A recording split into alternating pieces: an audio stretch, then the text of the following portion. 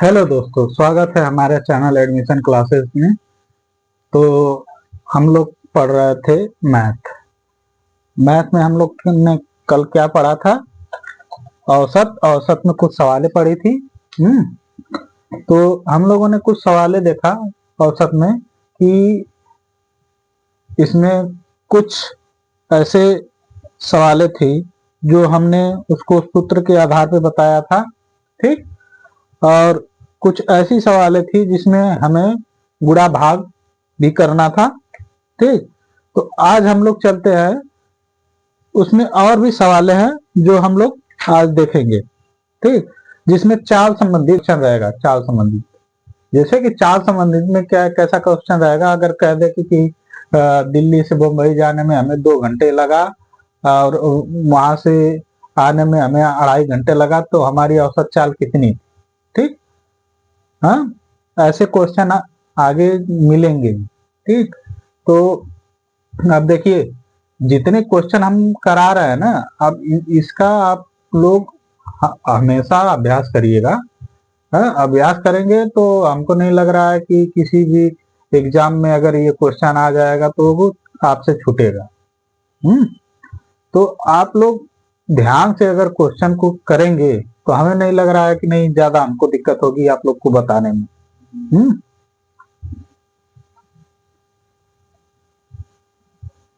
देखिए, हम लोग चलते हैं क्वेश्चन पे। अब क्वेश्चन में देखिए, कल हमने 10 तक क्वेश्चन करा दिए थे। 10 क्वेश्चन हमने करा दिया था। आज हम 11 से स्टार्ट करेंगे। 11 से 20 के बीच में देखते हैं कितने क्वेश्चन हो जाते हैं आज। ठीक। तो आप लोग जितना जल्दी कैलकुलेशन कर लेंगे, हमें उतना ही तेज पढ़ाने में अच्छा रहेगा। ठीक। तो अगर आप लोग जल्दी चलना चाहते हैं तो आप लोग का कैलकुलेशन अच्छा होना चाहिए, तेज होना चाहिए। तभी हो पाएगा। हाँ। तो अगले सवाल पे चलते हैं। हम लोग देखते हैं सवाल नंबर 11।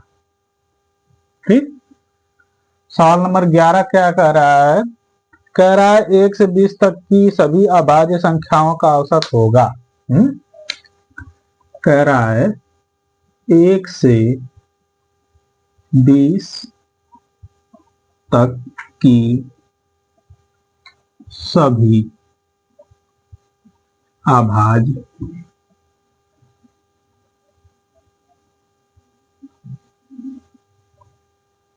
अभाज्य संख्याओं का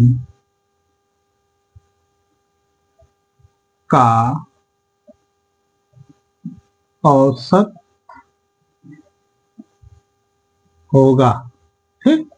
हाँ, यही कह रहा है कि 1 से 20 तक की सभी अभाज्य संख्याओं का औसत क्या होगा।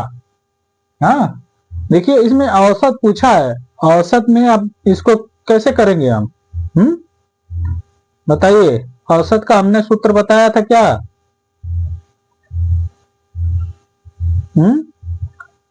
1 से 20 तक की सभी अभाज्य संख्या कौन कौन सी हो जाएंगी? कोई बता सकता है? अच्छा, 1 से 20 तक में अभाज्य संख्या कौन कौन सी होंगी? हाँ, कोई बताए? बताइए। क्या एक होता है? एक होता है कि नहीं अभाज्य संख्या? हाँ, होता है ना। लेकिन एक को नहीं माना जाता है। 2 अभाज्य संख्या होती है, यानी जिसके गुणज 1 व 1 से अधिक न हो, यानी 1 से कटे और स्वयं से कटे, वो क्या होती है? अभाज्य संख्या होती है। भाज्य संख्या क्या होती है? इसको समझ लीजिए। भाज्य और अभाज्य, इसमें बहुत कंफ्यूजन होता है लोगों को। हाँ, भाज्य अभाज्य। ठीक। भाज्य और अभाज्य में देख लीजिए, ध्यान से देखिएगा। भाज्य यानी वे संख्या जिसके गुण 2 से अधिक हो। हाँ, 2 से अधिक हो, 2 या 2 से अधिक हो। हाँ, हम क्या लिख सकते हैं? 2, हाँ, 4। इसके कितने गुणज हो जाएंगे? 3 गुणज, 4 गुणज हो जाएंगे, 3 गुणज, फिर क्या हो जाएगा 6, क्या हो जाएगा 1 से कटेगा, 2 से कटेगा, 3 से कटेगा और 6 से कटेगा, कटेगा कि नहीं। फिर उसके बाद 7 नहीं होगा, 8 हो जाएगा। ठीक, 8 किससे कटेगा, 1 से कटेगा, 2 से कटेगा, 4 से कटेगा और 8 से कटेगा। ठीक, हाँ देख रहे हैं ना। यानी वे संख्याएं जो 2 या 2 से अधिक संख्याओं से क्या होती हैं, विभाजित होती हैं, वो क्या होती है, अभाज्य संख्या होती है। ठीक, अभाज्य संख्या क्या होती है, जिसके गुणज यानी जो एक और स्वयं से कटे, एक और स्वयं से कटे। यानी एक और स्वयं से कौन से कट रहा है, 2 कट रहा है कि नहीं, 1 से कट रहा है और स्वयं से कट रहा है। फिर 3 कट रहा है, किससे कटेगा, 1 से कटेगा और 3 से कटेगा। 5 किससे कटेगा, 1 से कटेगा और 5 से कटेगा। 7 किससे कटेगा, 1 से कटेगा और 7 से कटेगा।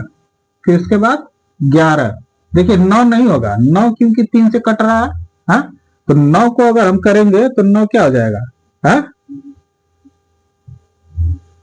3 फिर 9, ये इसमें आ जाएगा। 8 के बाद इसमें 9 हम जोड़ सकते हैं, 9 जोड़ सकते हैं, क्या हो जाएगा इसमें 3 और 9, इसको जोड़ सकते हैं। ठीक, भाज्य संख्या में 9 भी आ जाएगा। हाँ समझ आया। अगर इसमें अगर 2 नहीं लेंगे तभी भी चल जाएगा, 4 से लेके चलिए, हाँ भाज्य संख्या में तभी भी चल जाएगा, लेकिन इसमें 2 लेके चलना पड़ेगा, क्योंकि जो संख्या भाज्य संख्या वे संख्याएं होती हैं जिसके गुणज 2 हो। हाँ, यानी एक और स्वयं से जो कटे वो क्या होती हैं, अभाज्य संख्या होती हैं। देखिए 9 3 से कट रहा है, फिर 9 से कट रहा है, 1 से भी कट रहा है, यानी ये इसके गुणज क्या है, 3 है, तो यानी ये नहीं है। हाँ 11 का गुणज, यानी ये 1 से कटेगा और 11 से कटेगा कि नहीं। अब समझ में आया भाज्य संख्या और अभाज्य संख्या। बताइए समझ में आ रहा है कि नहीं सबको। तो सवाल पे चलते हैं, देखिए समझ में आ जाएगा सबको। अब सवाल क्या कह रहा है, 1 से 20 तक की सभी 20 तक की सभी अभाज्य संख्याओं का औसत होगा। हाँ, अब देखिए अभाज्य संख्याओं का औसत पूछा है, तो अभाज्य संख्याओं के औसत में हमने अभी बताया था कि अभाज्य संख्या की कौन कौन सी होती है, कौन कौन सी होती है, 2 3 5 7 11, ये सब क्या है, अभाज्य संख्याएं हैं। तो अभाज्य संख्या में हम क्या करेंगे, अब इसको अभाज्य संख्या लिख लेते हैं पहले, 2 3 5 7, क्या हो जाएगा, फिर 11 13, फिर उसके बाद कौन सा आ जाएगा, 15 5 से कट जाएगा, 17, फिर 17 के बाद 19 हो जाएगा। हाँ 19,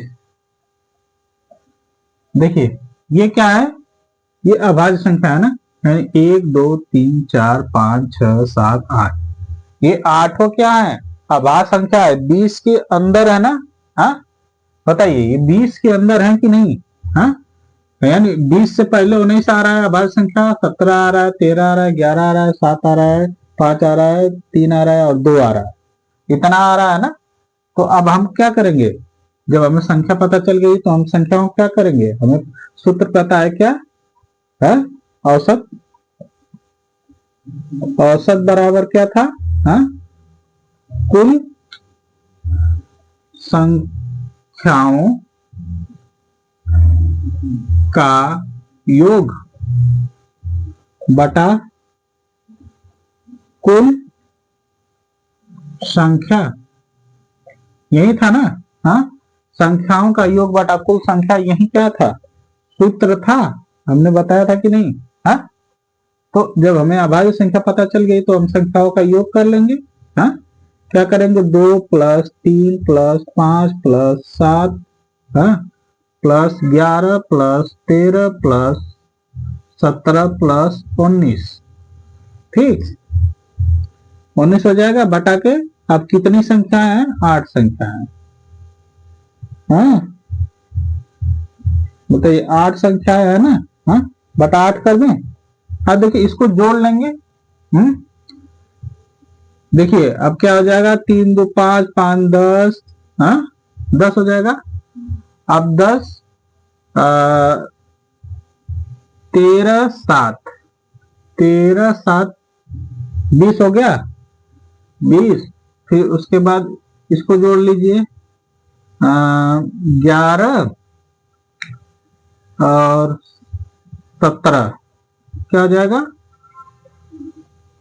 8 2 28, हाँ ये हो जाएगा 10, ठीक, ये हो जाएगा 20, ठीक, ये हो जाएगा 28, ठीक, हाँ और 19 जोड़ लेंगे, यानी 10 प्लस 20 प्लस 28 प्लस 19, ठीक, ये हो जाएगा।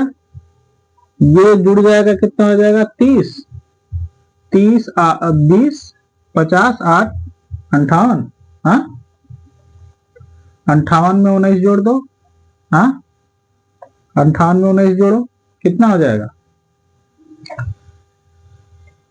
आगे इधर हम कर देना है, 58 में 19 जोड़ दो, ठीक, बटा के 8 हो जाएगा, 17 को 7, हाँ 17 को 7, 5 1 6 7, 77 बटा के 8 आएगा, आएगा कि नहीं, 77 बटा के 7 कितना आएगा ना, 77 बटा के 8 आएगा, 8 है ना संख्या, 77 बटा के 8, यानी यही क्या हो जाएगा, आपका औसत आएगा। अगर इसको हम भाग देंगे तो ये दशमलव में जाएगा, समझा, ये दशमलव में जाएगा तो हमें दशमलव में ले जाने की जरूरत नहीं, यही इसको हम लिख लेंगे आंसर, यानी ये क्या है, औसत, हाँ ठीक,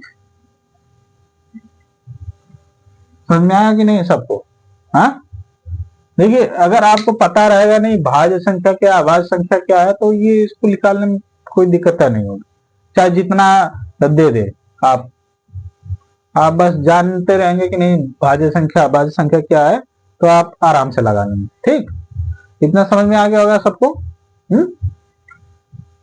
अब चलते हैं अगले सवाल पे।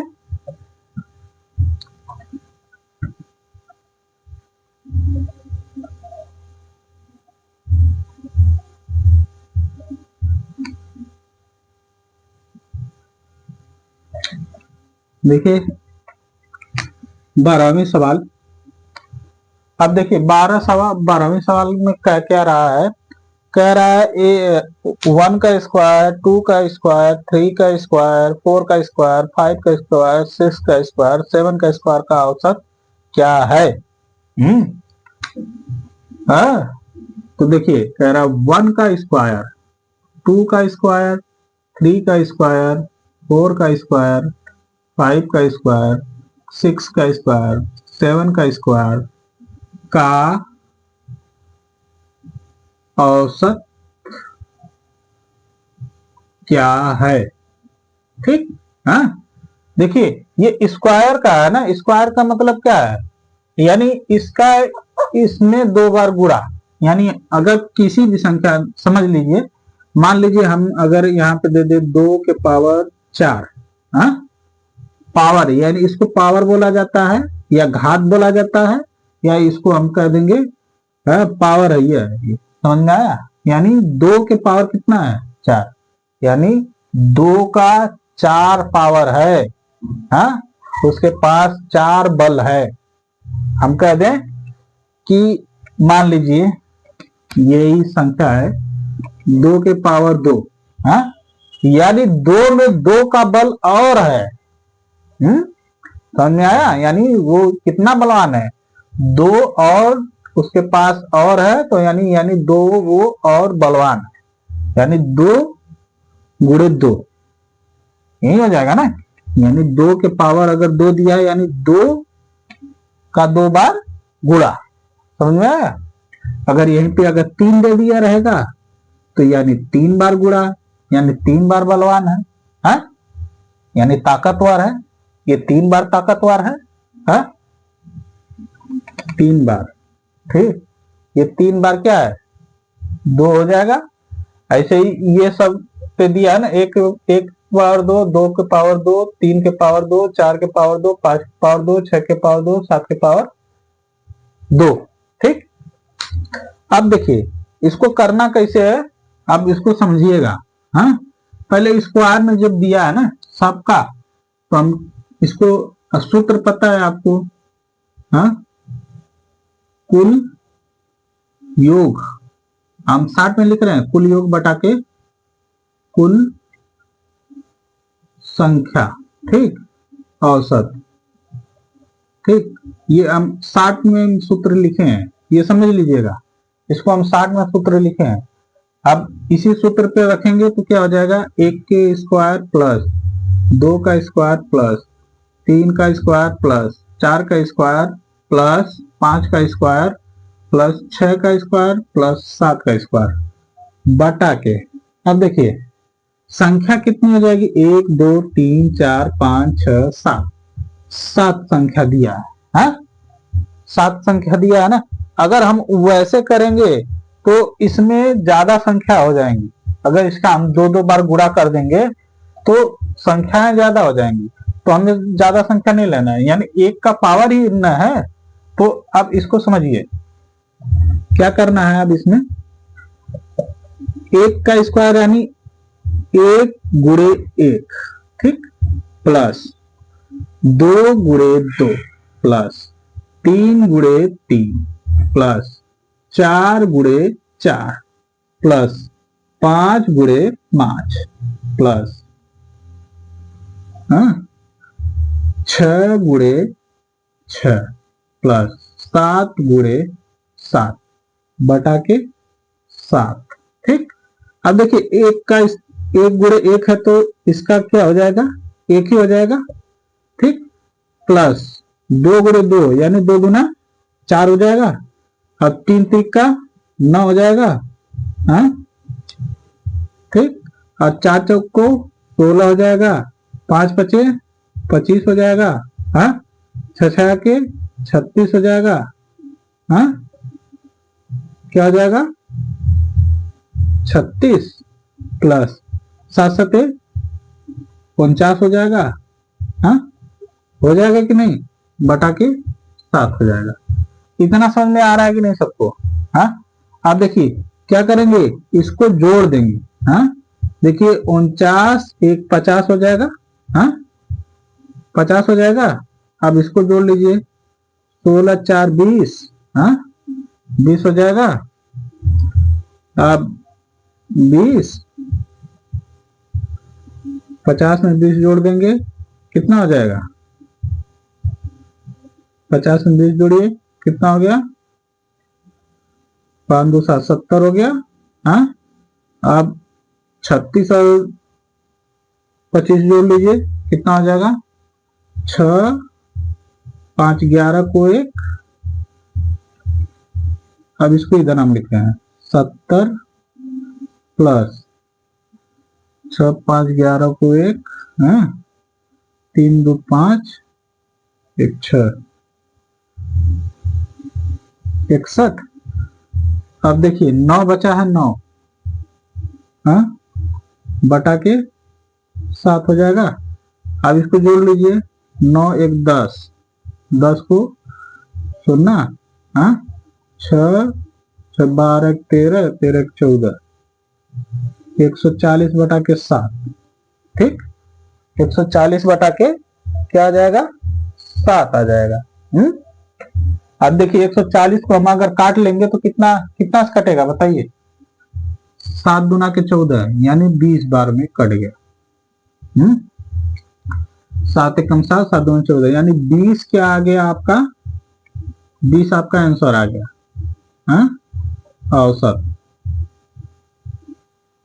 ठीक, यहां तक दिखाई दे रहा है कि नहीं सबको, यहां तक दिखाई दे रहा है ना।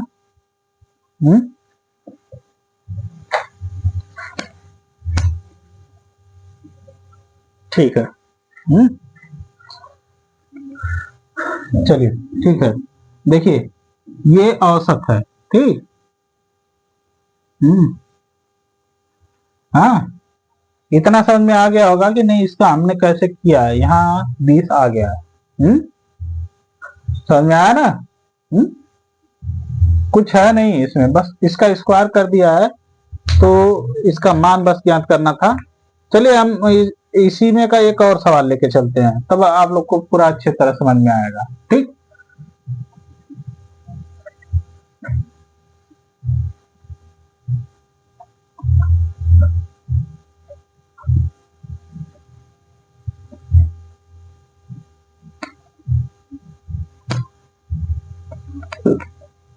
तेरहवां सवाल, ठीक। तेरहवां सवाल देखिए क्या कह रहा है। मान लीजिए हम कह दे कि 2 का स्क्वायर प्लस 6 का स्क्वायर प्लस 8 का स्क्वायर प्लस 7 का स्क्वायर का औसत औसत क्या होगा, ठीक। मान लीजिए यही दे दिया है और कह रहा है कि इसका औसत क्या होगा, तो बताइए अब इसका औसत निकालने के लिए हम क्या करेंगे।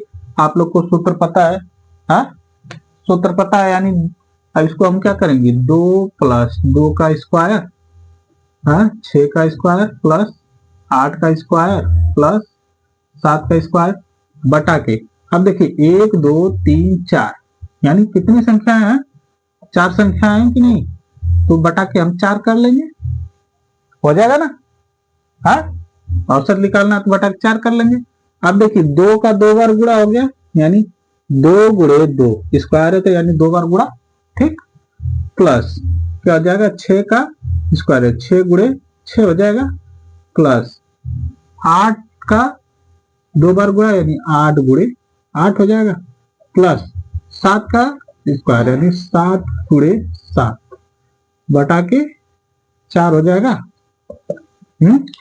अब देखिए अब इसका हम गुणा कर लें, क्या हो जाएगा, 2 दुना के 4 प्लस 6 के 36 प्लस 8 64, हाँ, प्लस 7 सत्ते 49, ठीक। ये हो जाएगा ना, बटा के 4।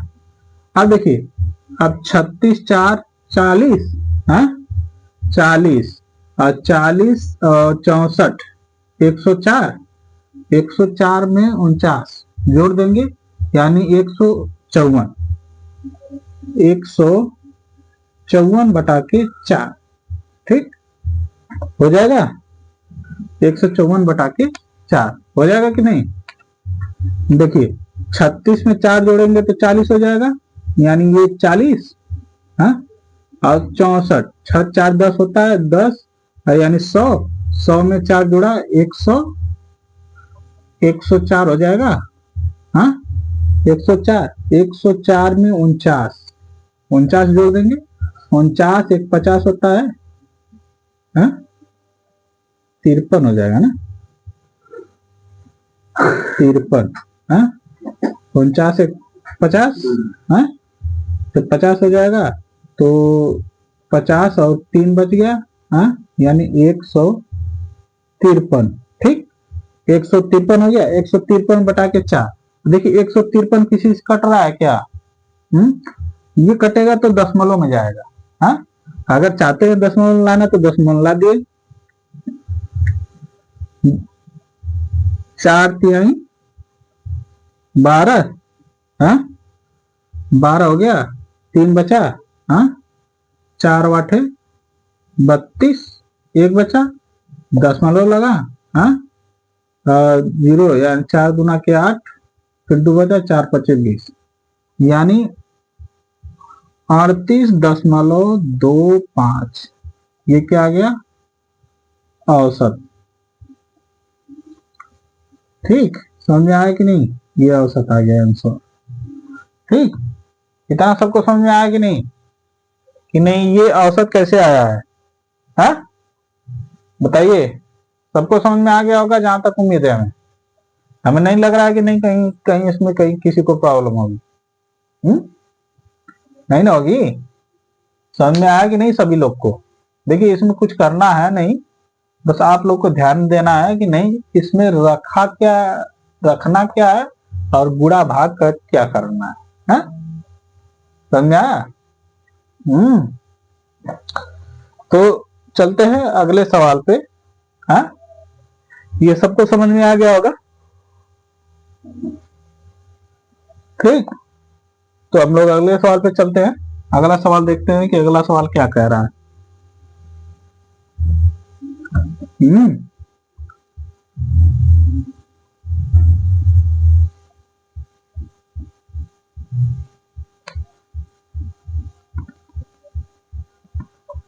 14वीं सवाल। ठीक है, 14वीं सवाल देख लेते हैं।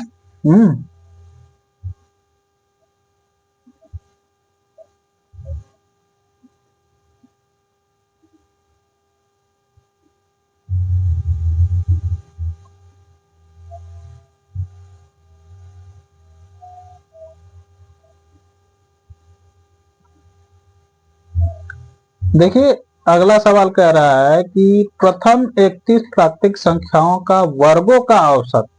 हाँ, कह रहा है प्रथम 31 प्राकृतिक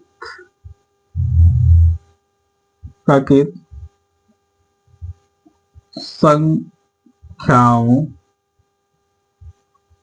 के वर्गों का औसत क्या होगा। ठीक, यही बोला है ना, यानी कह रहा है कि प्रथम 31 प्राकृतिक संख्याओं के वर्गों का औसत क्या होगा। बताइए, वर्गों के औसत का हमने सूत्र बताया था, क्या होगा? बताइए, वर्गों के औसत का हमने सूत्र बताया था क्या? का औसत बराबर क्या था? एक क्वेश्चन में n+1, दूसरे क्वेश्चन में 2n+1/6। यही सूत्र हमने बताया था ना, वर्गों का औसत बराबर। हाँ कि नहीं? सब लोग को समझ में आया कि नहीं कि कौन सा सूत्र है? बताइए। यही सूत्र था ना। चलिए देखिए, अब इसी सूत्र पे हम क्या करेंगे, इसको रख देंगे। हाँ, n बराबर हम क्या मान लेंगे? 31। ठीक, 31 मान लेंगे। अब जहां जहां n है तहां हम क्या करेंगे? 31 रख लेंगे। 31 + 1, हाँ, दूसरे क्वेश्चन में 2 × 31 + 1 हो जाएगा, बटा के 6 हो जाएगा। अब 31 से 32 हो जाएगा कि नहीं? 32, दूसरे क्वेश्चन में इसका गुणा कर लेंगे, कितना हो जाएगा? 2 × 1 = 2, 2 × 3 = 6। ठीक, 62 + 1 हो जाएगा। हाँ, 62 + 1 बटा के 6 हो जाएगा कि नहीं? हाँ, अब देखिए 62 में 1 जोड़ देंगे 63 हो जाएगा। क्या हो जाएगा? 32, हाँ, एक क्वेश्चन में 63 हो जाएगा, 63 बटा के 6 हो जाएगा। अब इधर देख लीजिए, हाँ, क्या हो जाएगा? अब देखिए दोनों के बीच में कोई भी क्या है? चिन्ह नहीं है, ना प्लस है, ना माइनस है, ना गुणा है, ना भाग है। ठीक, तो आप समझिए कि जब कोई चिन्ह नहीं होता है तो कौन सा चिन्ह लगता है? गुणे का चिन्ह लगता है, यानी 32 + 63 गुणे 63 हो जाएगा। हाँ, 63 बटा के 6, हाँ, हो जाएगा कि नहीं? अब देखिए क्या हो जाएगा कि अब इसमें से जो कट रहा है उसको हम काट लेते हैं। देखिए, काट के छोटा कर लेंगे तो हमें गुणा करने में भी आसानी होगी ना।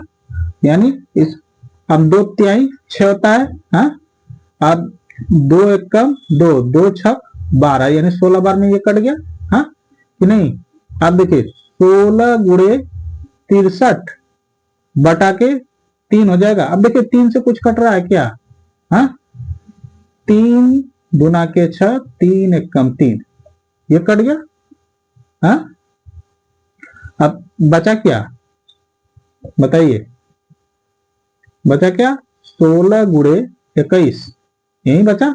अब 16 का 21 में गुणा कर लेंगे तो कितना आ जाएगा? हाँ, 16 एकम 16, 16 गुना के 32, 32 को 32 एक 33, 33 336 आ जाएगा ना, ये आंसर आएगा। ठीक, ये क्या वर्गों का औसत है ना, का औसत। ठीक, वर्गों का औसत यही है। ठीक, यही आंसर हो जाएगा।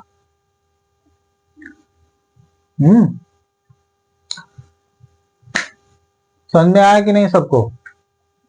हाँ, अब समझ में आ गया होगा तो बताइए। अब इसी सूत्र पे हमने इसको रख दिया।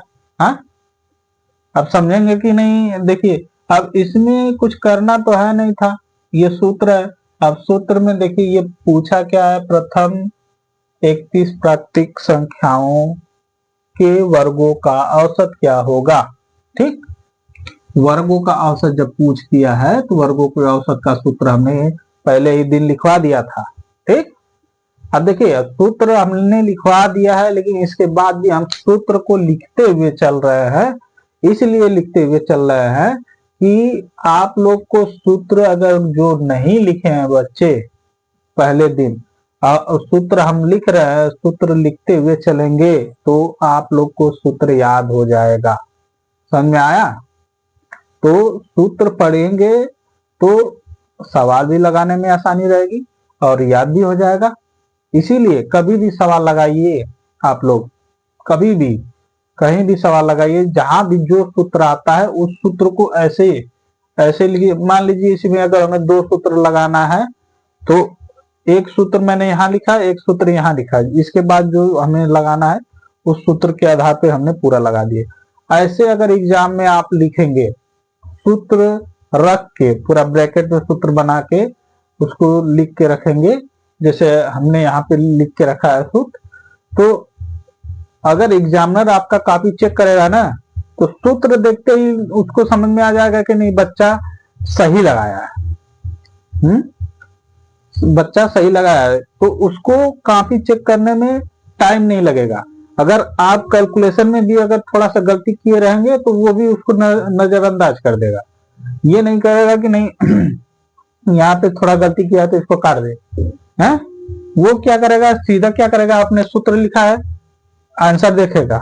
हाँ, आपने सूत्र सही लिखा, दूसरा भी सूत्र सही लिखा, हाँ, तो अब उसके बाद देखेगा आंसर, आपका आंसर सही आया है, बस बीच में आपने गुणा गलत किया है सही किया है इसे नहीं मतलब, बस आपका आंसर देखेगा तुरंत आपका सही करेगा। हाँ, बीच में नहीं देखेगा नहीं ये गलत लगाया है बच्चा कैसा लगाया है।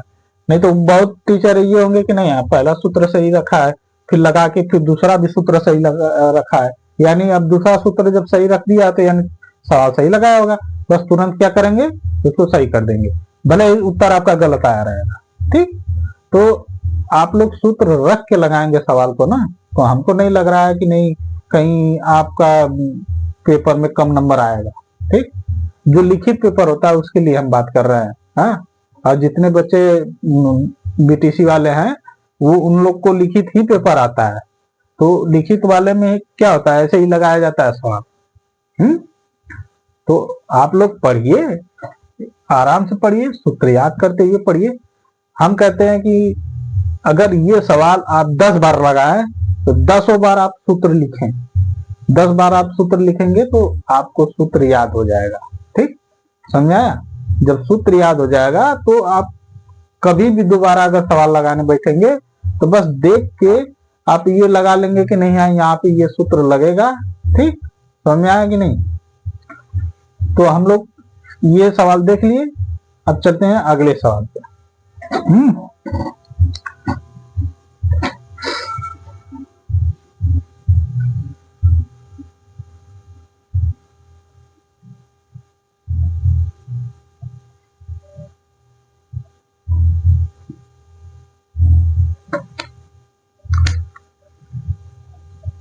15।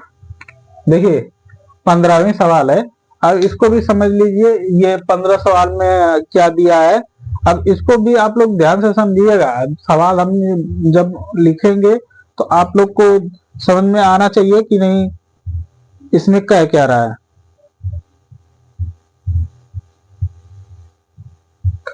देखिए अगला कह रहा है कि 1 से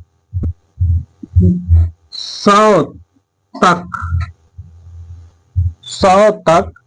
की विषम संख्याओं का औसत तक की विषम संख्याओं का औसत। ठीक, ये बताइए विषम संख्याओं का औसत का हमने सूत्र कुछ लिखवाया था विषम संख्या में। हाँ बताइए कितने लोग को पता है कि विषम संख्या में हमने कौन सा सूत्र लिखवाया था।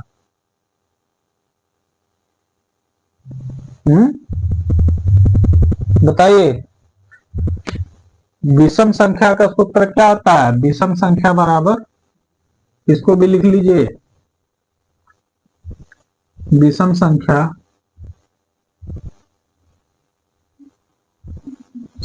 का औसत बराबर लिख लीजिए उच्च, क्या होता है, उच्च सीमा प्लस निम्न सीमा। हाँ उच्च सीमा प्लस निम्न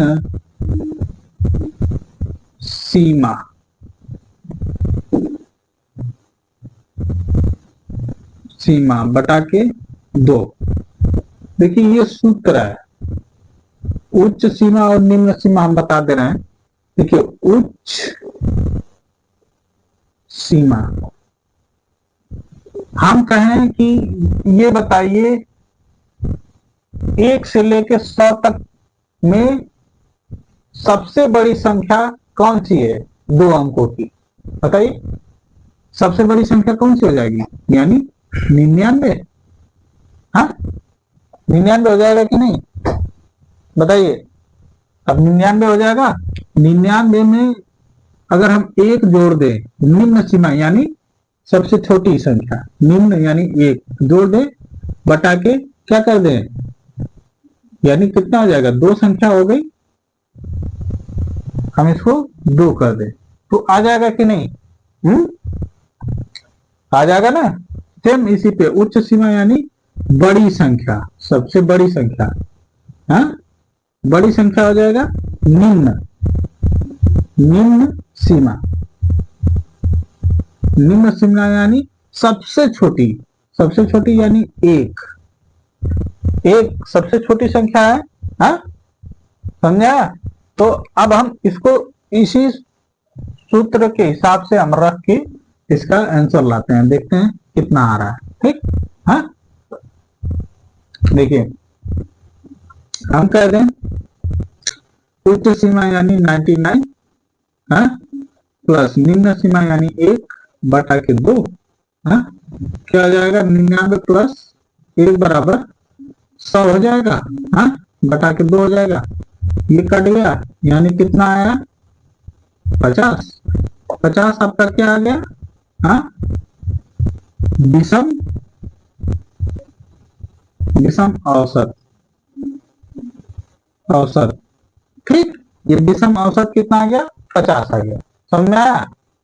विषम औसत आपका कितना आ गया 50 आ गया। एक चीज और ध्यान दीजिएगा, इसमें क्या कह रहा है कि विषम जब औसत पूछ रहा है तो विषम संख्या होती क्या है, इसको भी देख लिया जाए। सम और विषम संख्या आप लोग इसको भी समझ लीजिए। हाँ सम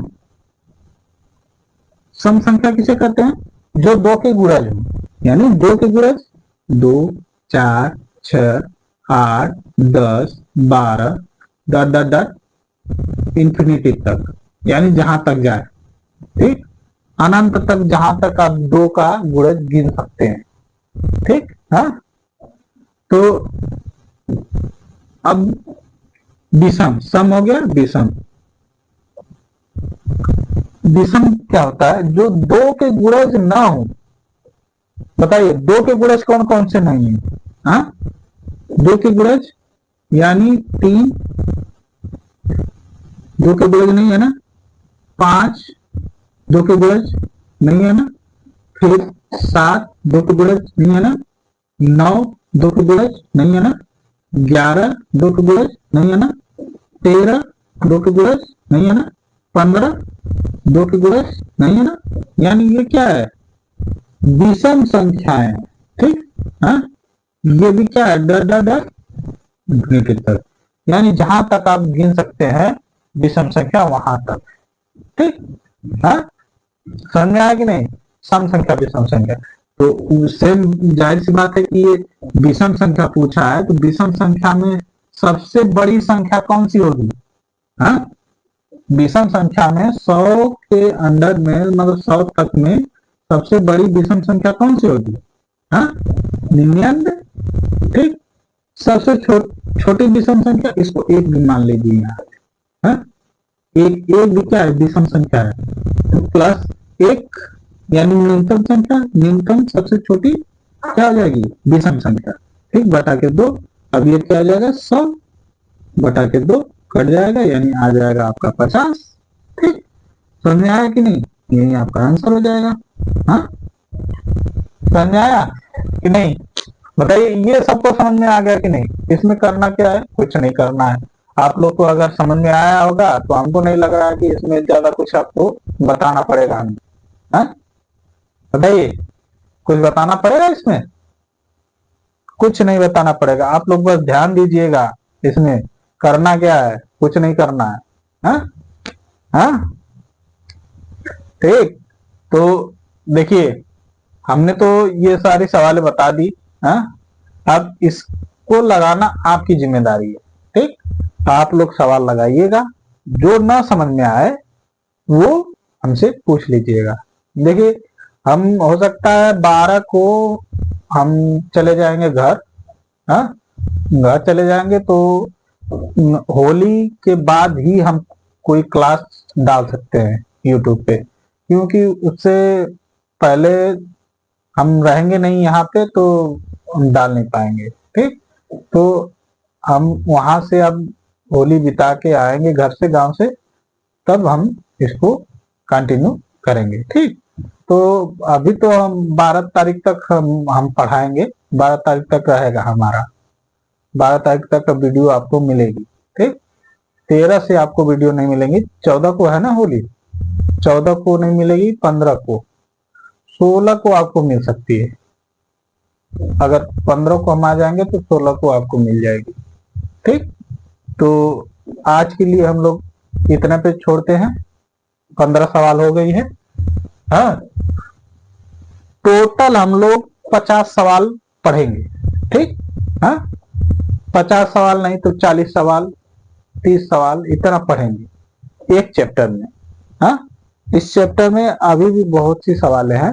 ठीक, अभी आगे चल के और बढ़िया बढ़िया सवालें मिलेंगी। हाँ, जिसमें चाल, दूरी और समय रहेगा, जिसमें हम लोग आगे चल के पढ़ेंगे, जिसमें हम लोग देखेंगे और भी कुछ सवाल है।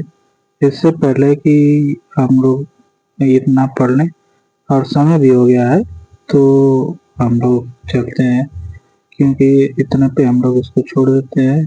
और देखिए, हमें लग रहा है कि 13 को 13, 14, 15, 16 3 दिन हो सकता है क्लास बंद रहेगा, क्योंकि घर जाना है होली के उपलक्ष्य में। इसी के लिए आज के लिए बस इतना ही हम लोग छोड़ते हैं, क्योंकि ये सवाल आप लोग लगाते रहिएगा, क्योंकि हम इसको इतना छोड़ दे रहे हैं। अभी 2 दिन 3 दिन अभी तक हैं, जब तक 13 तारीख 12 तारीख तक, तो 12 तारीख तक का हम वीडियो डाल देंगे, क्योंकि इसमें 12 तारीख तक हम पढ़ाते रहेंगे। उसके बाद जब हमने जाना होगा घर, तो हम उसमें वीडियो नहीं बना पाएंगे, तो हम आएंगे वहां से तो पढ़ाएंगे। ठीक, तो आज के लिए इतना ही। धन्यवाद।